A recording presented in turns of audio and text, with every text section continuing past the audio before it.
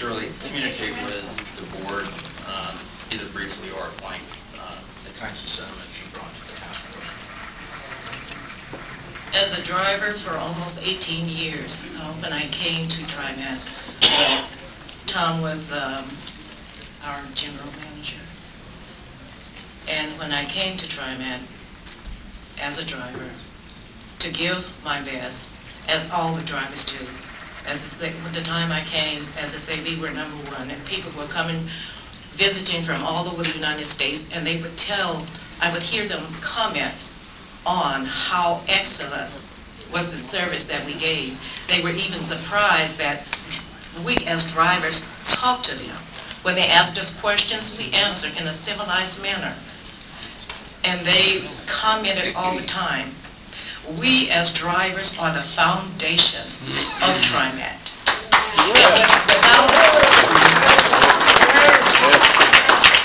As they say, without a strong foundation, which we all get out there every day, as a driver getting in that seat when we have so much responsibility resting on our shoulders, life is not easy. It's like a box of chocolate. You don't never know what you're going to be faced with. We give our all. We're only humans. We're not superheroes. I mean, there are times when the public will call in and say, that driver looked at me wrong. You have to be everything to everybody that comes through those doors. We're not mind readers. We give our best. And we would like to be treated with respect. We would like to be recognized and problems that we have answered in a timely manner, because we do matter. And we're not going to lie down and take it. We want to be treated fairly. Like I said, we are the foundation. And it is not us against management. We are supposed to be working together. And that's the only way that TriMet is going to function and go forth, working together, and the drivers treated fairly. Because we love our jobs. And we give, like I said, we give our best. We love the city too, right? And I mean, like I said, we're judged every day. And when one of us make a mistake, the tragedies could have happened to any one of us. Every single day. The reason why I retired, I would have worked until I was 66. Oops, I told my age, I'm 64.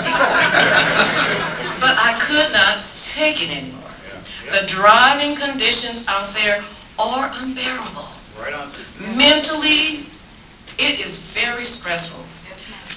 At a bus stop, I had a policeman to put some locals who had all the time on their hands on my bus. I said, if you don't want to deal with them, why do you think I want to deal with them? He said, I have a new respect for bus drivers. We as bus drivers, we get criticized, like I said, for everything. But we continue, as a large body of employees in every department that TriMet has, we try to give you our best. And that's all we ask in return. Thanks.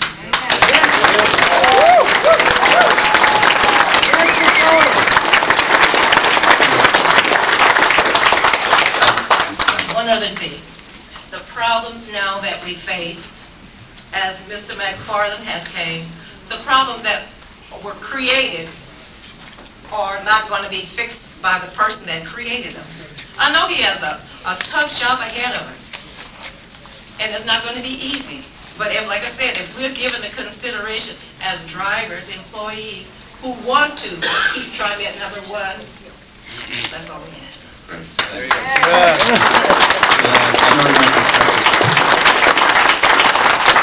I know how much Tom and TriMet appreciated your participation and the participation of other professional drivers in the safety effort. And so I hope that your comments and your suggestions were embodied in the report, and I think they were. So thank you. Yeah. My thanks to you, Tom, for chairing the task force. Shirley, to you for your participation. It was very valuable over time, and every meeting we look forward to hearing what you had to say, so thank you. And again, to all the other members of the task force that contributed so mightily to this report, I just wanted to let the board know that I fully subscribe to the recommendations of this report. And my message to the agency is, as of this moment, we are in the implementation mode. We are moving smartly and quickly to implement the recommendations that are in this report. There are many that I think are very, very valuable for us to do almost immediately. But I must tell you that many of the things, particularly some of the items that address the culture of TriMet over a period of time, are not going to be fixed with a snap of the fingers. But let me give you an example. The language that we use needs to change so that we respect safety and actually value it, as Tom noted, as an absolute moral value that everybody at TriMet subscribes to from the moment they step inside the door. So, for example, one of the cultural, if you will, items we need to change is calling an incident an accident. An accident is a moral judgment about the cost. Many transportation agencies have shifted over time to calling the incidents or crashes or collisions, which are descriptions of what happened, not the cost. So that is amongst the recommendations that are in the report. We need to move away from the term accident more toward a non-value laden description of that activity. Amongst the other recommendations that I fully want to implement quickly is to develop a more data-driven analysis of our incidents as they occur. Not for the sake of retribution, but for the sake of prevention, for beginning to use the data that we have on our system. I've often told you we seem to measure everything that moves at TriMet and many things that don't. We have our data-rich system, and we need to begin to use that to begin to identify the areas that need additional attention. We also have a lot in the report that deals with communication, and there's a whole series of recommendations that really do that. One that was most telling to me and most educational to me was the failures, frankly, of our current yellow card system.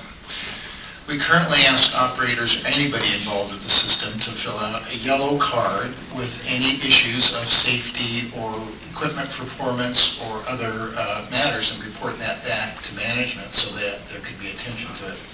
What I found was that those yellow cards are not regularly responded to. And that they need to be responded to very fully and transparently so that it's very apparent to everybody what has happened associated with the yellow card. Now, not every issue that gets raised up with the yellow card can reasonably be affected or changed, but it needs to be reported, and why, so that people understood that they have been heard and have been listened. Frankly, I think a lot more hearing and listening goes on, but we don't do a very good job of transparently reflecting that back to the workforce so that they understand that those are very important communications that we really value and that we need to continue to improve the safety of the system overall. Might also note that one of the key objectives and recommendations associated with the report has to do with hiring. And so that we make sure that as we hire somebody, they are a person who really has a fundamental understanding and value, a moral value of safety. That's probably the most important decision we make as managers, is who we bring on and to be part of the TriMet family. And so that's a very important objective as well. So there are other recommendations. I did not want this morning to just take the time to go through them in very detailed form, but just to note, again, we are in the implementation mode. Management staff has been directed to prepare a detailed implementation plan with the names and dates associated with different activities. Some of these will be ongoing. Some of them will take some time. Some of them will take some decisions that will be reflected in your next budget, as you well know. And we will be very forceful in bringing those recommendations to you as the next budget year begins to roll around. I might also note that we're continuing to work strongly with all of our partners on safety. The city streets that we operate on are obviously not of our control, but we can influence the safe location of bus stops and other traffic devices. And for example, one of the things we've recently done is begin this whole series of what we call enforcement missions on the Portland Mall. I think we've all witnessed that there is a bit too much jaywalking. Cars end up in the wrong place on a regular basis. So we're reviewing the signage once again with the city engineer. We recently just ran one of a series of these missions, if you will, and led to 113 traffic warnings and 26 citations. We do that cooperatively with the Transit Police and the Portland City Police, as well as the Portland Mall Management, Inc.